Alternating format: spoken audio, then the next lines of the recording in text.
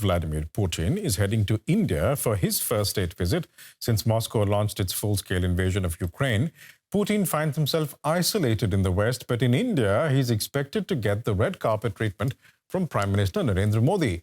New Delhi's ties with Moscow have stayed close, despite rising global tensions and pressure from the US and EU to curb Russian oil imports. So what's behind the close relationship? DW's Sandra Petersman reports.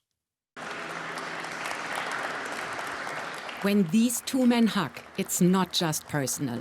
It signals a special partnership, a bond that goes back to India's independence and the long years of the Cold War, when Russia was still Soviet Union Russia. In Delhi, Russia expert Archana Upadhyay tells us this has been India's steadiest partnership. Russia played a very important role, Soviet Russia, in India's developmental trajectory. And yes, the defense sector was a very, very important sector. Even today, after so many years, the defense inventory from Russia surpasses that of any other country. More than that, Russia is also willing to share technology. When India retired its last Russian MiG-21 fighter jets in September, there was already talk about joint production with Russia of the next generation of combat aircraft. Nothing is definite yet, but Russia acts where others preach, says Professor Upadhyay. We are extremely sensitive to any kind of lecturing that happens, especially from the West. Whether it's so-called human rights violations or religious freedom, or for that matter, about the nature of Indian democracy, Russia has never, ever lectured India or anything. Russia stood with India during hostilities over the divided Kashmir region, and after the 1998 nuclear test brought US-led sanctions. India repaid that loyalty by staying neutral in the Ukraine war, a conflict many here linked to NATO's push east. After Russia's invasion of Ukraine, India has become the second largest buyer of discounted Russian crude oil, after China. But unlike China, India has been singled out by the West to stop, with the US imposing steep tariffs of 50% on Indian goods. What we can understand and see is the hypocrisy of the West, not just America, if you look at it. China is buying much more oil than India. So is Europe managing to have its contacts with Russia.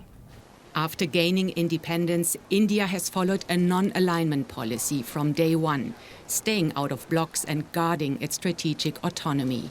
The Modi government says it's doing the same, but with a multi-alignment twist. In this playbook, even a bitter rival like China can become a partner when it suits India's interests. Multipolarity or multipolarism is not just merely an empty word. There are countries, especially countries like India, Russia, and even China, they are seriously working towards it. Together, India and Russia, they become an important force in a multipolar world. Public opinion in India largely mirrors government policy. Russia remains popular here, and so does Vladimir Putin. A recent Pew Research study found that nearly 60% of Indians have a positive opinion of him, despite the war in Ukraine. And let's get more now from Mohsin Raza Khan. He's a professor of economics at Jindal Global University. Professor Khan joins me now from Delhi. Welcome, Professor Khan. Now, what do both India and Russia want from this visit? India wants to ensure that the 60% of its defense equipment that is of Russian origin remains safe. That is, we keep getting our spares, we keep getting new equipment as well, because the Russian S-400 performed very well in the recent conflict with Pakistan. We want more of those, and possibly of the S-500 as well. We want a fifth generation aircraft, or what's called 4.5 actually, generation aircraft. That is a Sukhoi 57. We need more Krivac frigates. So we have a list of defense requirements. Then we have some energy requirements from Russia. That is, apart from oil, we want modular small nuclear reactors, which Russia has.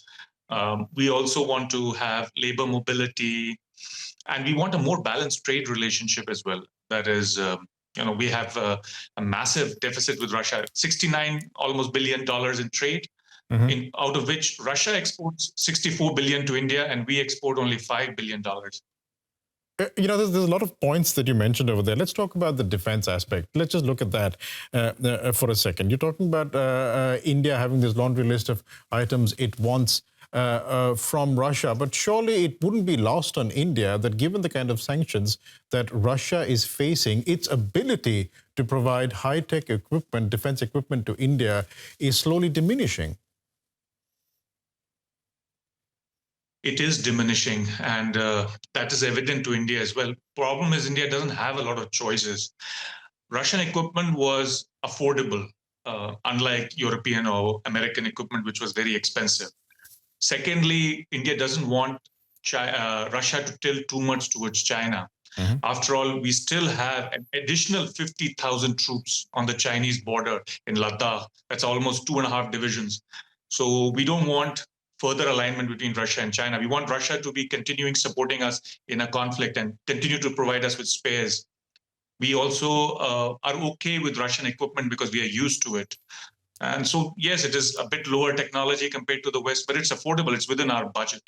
Let's talk about the trade relationship, because you said that India wants to try and rebalance this. Is this because India is facing punitive tariffs from the West, particularly the United States, over its trade in oil with Russia, something that India itself has reduced in recent weeks? India's tariff oil gambit has backfired. That is, we thought we could mollify Russia, continue our defense relationship through buying subsidized oil. But it has kind of backfired. The West has taken a negative view, both the United States and Europe. And so we would like to reduce our oil. We are already reducing our oil imports from Russia. But it's still throwing up other problems. There's a massive trade deficit, as I mentioned, that's basically driven due to the oil imports. So India is willing to reduce oil and wants to purchase more oil also from US in order to mollify Trump. So the Russia-Ukraine war has really created a dilemma for India, because we have to balance between Russia and the United States and Europe, and also maintain our relationship thanks to our conflict with China. So it's very complicated now for us.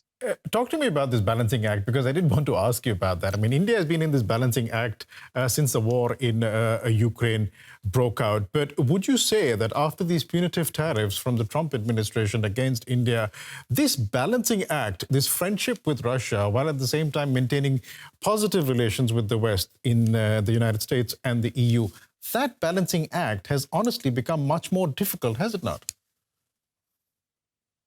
Not just difficult, it's kind of fallen apart, because if you see, India is facing one of the highest tariff rates that the United States has with any country in the world. We are at around 50%, even our average tariff rate is around 36% with the United States. That has led to an increasing trade deficit, and the rupee has been slipping. If you have noticed, the rupee has breached the 90 rupees to the dollar mark, which means that we are not able to sustain this level of tariff, and we want a reduction, and that's why India is reducing its oil imports from Russia. That's inevitable, but we have to still mollify Russia as well, because if we make them angry, then it could affect our defense relationship, which is critical for us. We'll leave it there for the moment. Mohsin Raza Khan, economics professor at the Jindal University. Thanks so much for joining us. Thank you.